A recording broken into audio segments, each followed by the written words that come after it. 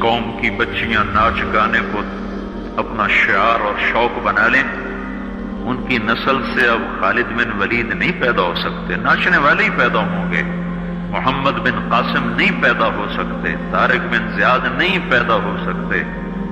مجھے صلاح الدین یاد آیا، میں بہت رویا۔ وہ بھی کسی ماں کا جنا ہی ہوا تھا۔ اس کے زمانے میں کرک، ایک ہمارے پاکستان میں کرک ہے، ایک اردن میں کرک ہے، اونچی پہاڑی پر وہ شہر ہے، بڑا دشوار قلعہ ہے۔ اس پر ایک حکمران تھا عیسائی، اس کا نام تھا ریجنالڈ۔ تو کرک کے قریب سے قافلے گزرتے تھے حج کے، تو اس نے ایک دفعہ حاجیوں کے قافلے پہ حملہ کیا اور کہنے لگا بلاؤ اپنے محمد کو تمہاری مدد کر، اور سارے حاجیوں کو تعطیق کر دیا۔ اور دوسری دفعہ اس نے بحری بیڑا تیار کی اور مدینے پر حملہ کرنے کے لیے وہ بندرگاہ تک پہنچا یمبو کی، لیکن موسمی حالات سازگار نہ تھے تو واپس ہو گیا۔ تو حطین کی لڑائی ہوئی ہے فلسطین میں، جس میں سارا یورپ اپنی طاقت کے ساتھ میدان میں اترا تھا، اور ادھر تنہا صلاح الدین ایوبی رحمت اللہ علیہ اکیلا اس لشکر سے ٹکرایا تھا، اور انہیں اس میں ساری رومن امپائر کو شکست ہوئی تھی، تو بڑے بڑے بادشاہ اس میں گرفتار ہوئے، تو اس میں ریجنالڈ بھی گرفتار ہو کے آیا۔ تو کوئی 12 بادشاہ تھے ریاستوں کے جو سامنے اس کے پیش کیے گئے، تو پیاس کی شدت سے سب کا برا حال تھا، تو صلاح الدین نے سب کو پانی پیش کیا، ریجنالڈ کو نہیں پیش کیا۔ تو یروشلم کا جو بادشاہ تھا ہم فرے، اس نے اپنا پانی بچا کے اس کو دیا۔ تو صلاح الدین نے کہا یہ پانی تو دے رہا ہے، میں نہیں دے رہا ہوں۔ اسلام میں یہ ہے جب کسی کو پانی پلا دو تو اس پہ تم ہاتھ نہیں اٹھا سکتے، یہ امن کی نشانی۔ تو صلاح الدین نے فوراً اسے کہا یہ پانی تو نے دیا، میں نے نہیں دیا۔ تو پھر انہوں نے ریجنالڈ کو اسلام کی دعوت دی کہ تو مسلمان ہو جا، میں تجھے دعوت دیتا ہوں۔ اس نے انکار کر دیا، کہا میں نہیں ہوتا۔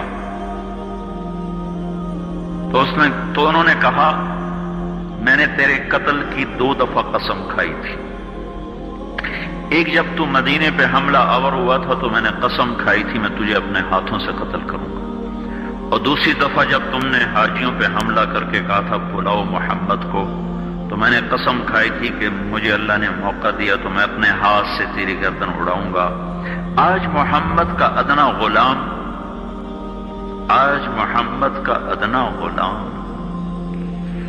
تیری اس بات پر یہ فریضہ ادا کرنے کے لیے آ رہا ہے، اور اپنی تلوار سے اس کی گردن اڑائی، وہ پیچھے لٹک گئی، پوری نہیں اڑی، پیچھے لٹک گئی، خوفناک منظر بن گیا۔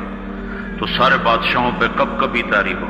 تو صلاح الدین فرمانے لگے ہمارے مذہب میں یہ نہیں ہے، بادشاہوں کے ساتھ ہم بادشاہوں جیسا ہی سلوک کرتے ہیں، پر یہ حدود سے آگے چلا گیا تھا۔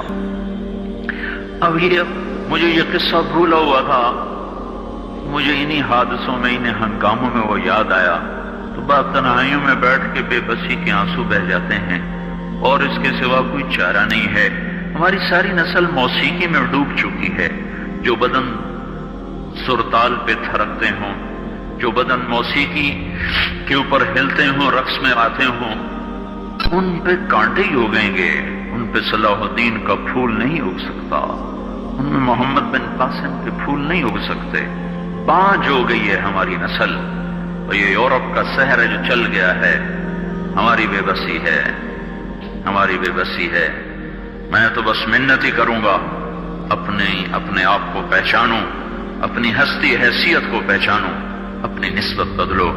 تمہاری نسبت یورپ کے ساتھ ہو کے اگر موت آئی بے قیمت ہو جائیں گے، اگر مدینے والے کی نسبت مل گئی تو حضرت فاطمہ کے دائیں بائیں تمہیں بھی کھڑا کر دیا جائے گا، حضرت خدیجہ کے دائیں بائیں تمہیں بھی کھڑا کر دیا جائے گا۔ یہ چند دن ہیں، صبر کر لو، گھٹ گھٹ کے مر جانا ہی بیٹیوں کی روایت ہے۔ مشرق کی بیٹی، اس نے گھٹ گھٹ کے مرنا ہی سیکھا ہے۔ ہاں، یہ آزادی، یہ آوارگی، یہ مغرب کی عورت کا خاصہ ہے۔ اور 18ویں صدی تک مغرب میں بھی کوئی عورت ایسے ننگی نہ تھی، اور گھر کی زندگی تھی۔